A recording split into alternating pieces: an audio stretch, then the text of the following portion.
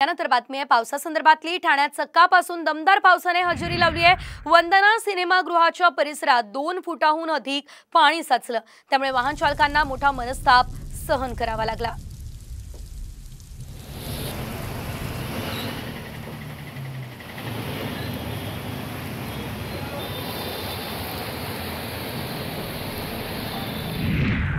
रत्नागिरीच्या खेड तालुक्यातल्या जगबुडी नदी धोक्याच्या पातळीजवळ पोहोचलेली आहे। जगबुडी नदीची पाणी पातळी 6.20 मीटर इतकी आहे, तर धोक्याच्या पातळीची मर्यादा 7 मीटर आहे। पावसाचा जोर असाच जर कायम राहिला तर नदी धोक्याची पातळी सुद्धा ओलांडण्याची शक्यता आहे। दरम्यान नदीकाठच्या गावांना सतर्कतेचा इशारा देण्यात आलाय। तर पावसाचा जोर कायम असला तर धोक्याची पातळी नदी ओलांडू शकते। हे आपण या दृश्यांमध्ये सुद्धा बघतोय की ही नदी जी आहे ती पूरसदृश्य परिस्थिती या ठिकाणी निर्माण झालेली आहे।